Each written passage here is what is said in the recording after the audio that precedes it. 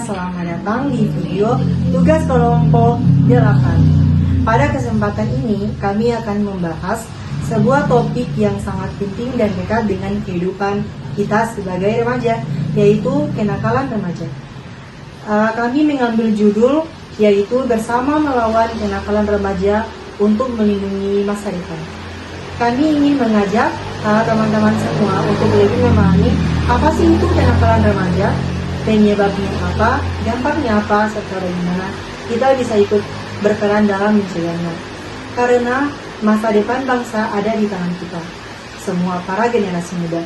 Yuk, simak video ini sampai selesai dan mari bergerak bersama untuk menciptakan lingkungan yang lebih positif dan sehat bagi remaja. Halo teman-teman semua, apakah kalian tahu apa itu kenakalan remaja? Kenakalan remaja adalah semua perubahan anak remaja usia belasan tahun yang berlawanan dengan ketertiban umum, nilai dan norma yang diakui bersama, yang ditujukan pada orang, binatang, dan barang-barang yang dapat menimbulkan bahaya atau kerugian pada pihak lain. Kenakalan remaja meliputi semua perilaku yang menyimpang dari norma-norma hukum pidana yang dilakukan oleh remaja. Perilaku tersebut akan merugikan dirinya sendiri dan orang-orang yang ada di sekitarnya. Nah, sekarang kita akan bahas mengenai bentuk-bentuk dari kenakalan remaja. Bentuk-bentuk kenakalan remaja di sini ada 7. Yang pertama itu adalah bolos sekolah, yang kedua pergaulan bebas, yang ketiga penyalahgunaan narkoba, yang keempat bullying atau perundungan, yang kelima kekerasan fisik, yang keenam mencuri, dan yang terakhir adalah bergabung dengan geng kriminal. Di sini kita akan bahas satu persatu mengenai bentuk-bentuk dari kenakalan remaja. Yang pertama ada bolos sekolah. Tidak masuk tanpa izin itu dapat mengganggu proses belajar dan juga menurunkan prestasi akademik, dan juga ini bisa menjadi awal dari kenakalan-kenakalan lainnya. Yang kedua ada pergaulan bebas.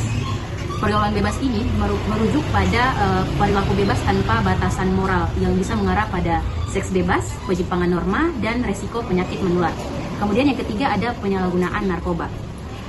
Penyalahgunaan narkoba di sini seperti kita mengonsumsi zat adiktif terlarang atau secara ilegal. Ini tuh dapat merusak kesehatan fisik dan mental serta menimbulkan ketergantungan berat. Yang keempat ada perundungan atau bullying. Bullying ini merupakan tindakan merendahkan atau menyakiti orang lain secara verbal, fisik maupun sosial yang berdampak buruk pada psikologis korban. Selanjutnya ada kekerasan fisik. Kekerasan fisik ini seperti melukai orang lain secara sengaja. Hal ini dapat memicu konflik berkepanjangan dan juga masalah hukum. Kemudian ada mencuri. Mencuri ini seperti kita mengambil barang orang lain tanpa izin. Ini adalah pelanggaran hukum yang dapat merusak nilai kejujuran serta integritas dari diri kita sendiri. Kemudian yang ketujuh adalah bergabung dengan geng kriminal.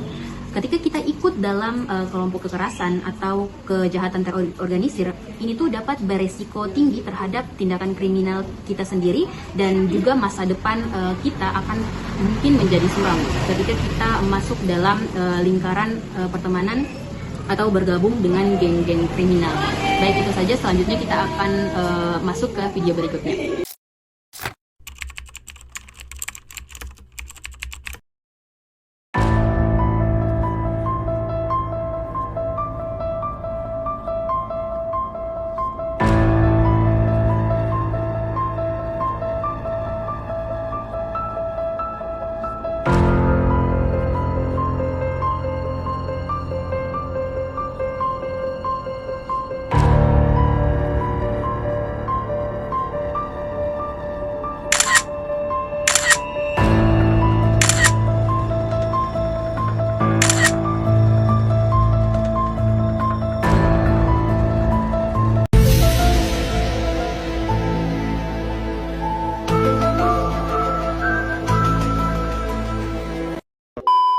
Kenakalan remaja bukan soal gaya hidup atau coba-coba, tapi punya dampak yang serius, baik diri sendiri, keluarga, maupun lingkungan. Yuk simak dampak kenakalan remaja sebagai berikut. Dampak pertama, yaitu buat diri kita sendiri. Kenakalan remaja bisa bikin kesehatan kamu terganggu, baik secara fisik maupun mental. Misalnya, kebiasaan begadang, merokok, minum alkohol, atau pakai narkoba. Mungkin awalnya kalian pakai narkoba, merokok, minum alkohol, begadang itu terasa seru dan nikmat. Tapi itu sesat.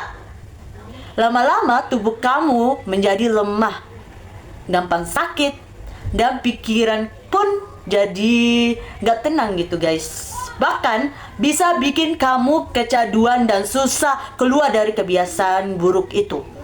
Bahaya kan guys? Dampak kedua, yaitu dampak buat keluarga. Kalau kamu mulai sering pulang malam, susah dihubungi, atau lebih banyak habiskan waktu di luar tanpa tujuan yang jelas, itu bisa buat hubungan kamu dengan keluarga itu menjadi renggang. Orang tua jadi khawatir, komunikasi jadi jarang, dan rumah yang tadinya nyaman bisa jadi penuh konflik. Kadang-kadang kenakalan remaja itu muncul karena remaja ngerasa kecewa atau kurang dimengerti oleh keluarga. Oke, kita lanjut. Dampak ketiga, yaitu buat masyarakat. Remaja yang suka bikin masalah di lingkungan, misalnya berkelahi, ugal-ugalan, atau ikut geng, biasanya bakal dapat cap jelek dari masyarakat. Gak cuma itu guys, kamu yang kena, tapi keluarga kamu yang juga ikut malu.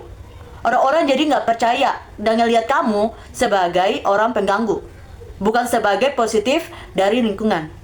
Nah, kalian udah dengar kan dampak-dampak? Bahaya kan kalau kalian melakukan kenakalan remaja? Jadi stop membuat kenakalan remaja. Nah, sekarang teman-teman perlu ketahui apa saja sih hal-hal yang menyebabkan kenakalan remaja itu terjadi. Jadi di sini terdapat dua faktor, yaitu faktor internal dan eksternal.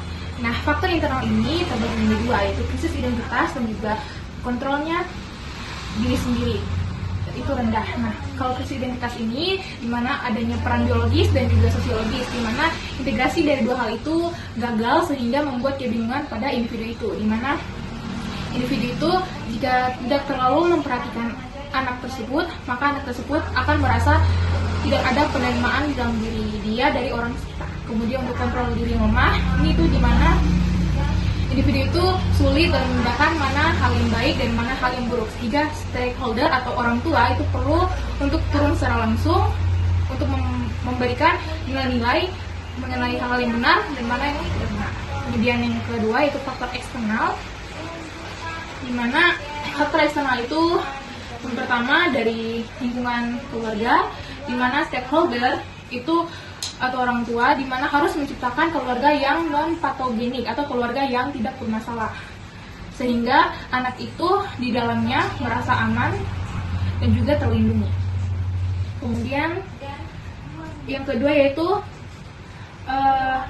minimnya pemahaman tentang keagamaan. Jadi anak untuk usia dini itu sudah seharusnya ditanamkan nilai-nilai moral, terutama nilai-nilai moral mengenai keagamaan, karena nilai moral keagamaan itu bersifat cenderung mutlak atau tidak berubah.